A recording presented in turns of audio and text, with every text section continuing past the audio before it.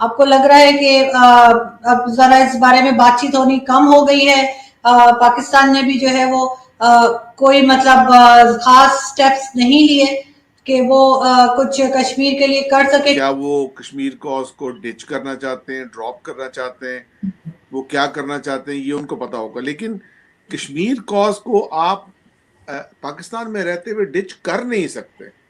آپ کیسے ڈچ کر سکتے ہیں؟ کیونکہ اس وقت جو کشمیر میں ایکشن ہوا ہے وہ وہاں کی ایک جنونی قسم کی جو ہندواتا حکومت ہے اس نے کی ہے.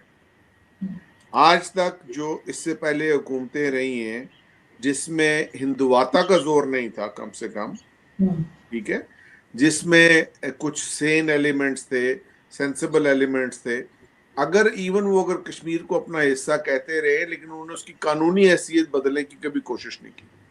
اور آپ تو جو بات بتا رہی ہیں وہ تو آپ بتا رہی ہیں جو آپ کو سرے راہ پتا ہے. جب وہ اس طریقے سے بدلتے رہیں گے اور یہ کوشش کرتے رہیں گے تو پاکستان کے پاس آپشن کیا ہے؟ نمبر دیکھیں نا، پاکستان کے پاس آپشن ایک صورتحال یہ ہے کہ پاکستان لائن آف کنٹرول کو ایک باؤنڈری کی حیثیت دے دے، تسلیم کر لے. لیکن وہ تو پاکستان کی پوزیشن نہیں ہے، کیونکہ اگر پاکستان کی وہ پوزیشن ہوتی تو پاکستان نے آج سے مہینہ پہلے ایک پورا نقشہ جاری کیا ہے جس کے تحت نہ صرف پورا آزاد کشمیر، پورا کشمیر، لداخ، پوری کی پوری اسٹیٹ آف جموں کشمیر، جوناگڑھ کو بھی انہوں نے پاکستان کا حصہ دکھایا. میں یہ بات نہیں کر رہا ہوں، لیکن پاکستان رقبے کے لحاظ سے کبھی بھی اتنا بڑا نہیں ہے کہ وہ ہندوستان کو تھریٹن کر سکے، جبکہ ہندوستان رقبے اور آبادی کے لحاظ سے اتنا بڑا ہے کہ وہ ہر کسی کو تھریٹن کر سکتا ہے اپنے آس پاس. اس لیے ہندوستان کے اندر جب جنونی حکومت آ گئی ہے تو وہ ایک زیادہ خطرناک بات. یہ سارا فساد صرف اس وجہ سے ہے کیونکہ ہندوستان ایک بر صغیر کے طور پہ آرٹیفیشل کنسٹرکٹ کے طور پہ بڑا ملک ہے، اور چونکہ ٹیکنالوجی نے اب اتنی ان کو ہندوستانی فوج کو یا ہندوستانی اسٹیٹ کو اتنی قوت دے دی ہے کہ وہ اس ٹیکنالوجی کی بیس پہ اس سارے خطے کو ایک حکومت کے طور کے انڈر رکھ سکتے ہیں، تو وہ اپنے آپ کو ایکسیسولی پاورفل سمجھتے ہیں. اور انفارچونیٹلی جب انفیریورٹی کمپلیکس میں بندے لوگ ہوتے ہیں اور وہ جنونیت پہ آ جاتے ہیں اور ایکسٹریمسٹ بن جاتے ہیں تو پھر ان کا بیہیویئر اسی طرح کا ہوتا ہے جس طرح کی مودی صاحب کی حکومت کا ہے. اور جب تک مودی صاحب کی حکومت رہے گی یہ قصہ چلتا رہے گا. یہ پاکستان کا علیحدہ ہونا، مشرقی پاکستان کا بننا، بنگلہ دیش کا بننا، یہ ایک نیچرل بات تھی، یہ بالکل ایک فطری بات تھی. صرف برٹش امپائر ایک ایسی امپائر تھی، اس کے علاوہ اشوکا کے بارے میں کہا جاتا ہے امپائر، اور اورنگزیب عالمگیر جن کی سب سے بڑی امپائرز تھی. لیکن اس کے علاوہ برٹش امپائر صرف اس لیے تھی کیونکہ ماڈرن مینز آف کمیونیکیشن نے ان کو الاؤ کیا کہ وہ اس کو یونائٹ کر کے رکھ سکیں. صحیح نہیں ٹھیک بالکل، لیکن ہم تو یہی چاہیں گے کہ پاکستان کے ساتھ جس کے بھی بارڈر لگتے ہیں، چاہے وہ ہندوستانی بھارتی دوستوں کو بڑا غصہ چڑھے گا میری اس بات پہ، I'm sure. نہیں بالکل آپ کی ذاتی رائے، لیکن میں تو یہی چاہوں گی کہ سب لوگ امن سے رہیں، چاہے بڑی کنٹری ہو یا چھوٹی کنٹری ہو، سب میں امن ہو، آرام سکون سے رہیں. لوگوں کو بیچاروں کو اپنے یوٹیلیٹی بلز اور ہاؤس رینٹ سے ہی فرصت نہیں ہے. یہ تو حکومتوں کا کام ہے کہ وہ لڑتی رہتی ہیں بیٹھ کے. بالکل اس میں تو کوئی شک نہیں ہے، وہاں پہ بھی یہ تقسیم ہے.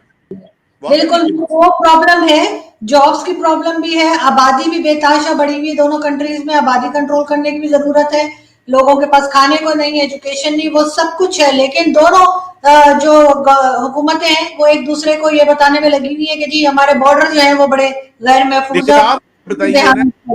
آپ مجھے بتائیے کہ بھائی مودی حکومت آئی تھی وعدہ کر کے کہ ہم ہندوستان کو بہتر کریں گے، ٹھیک ہے، ان کا یہ وعدہ تھا شائننگ انڈیا، ہم اکانومی کو بہتر کریں گے.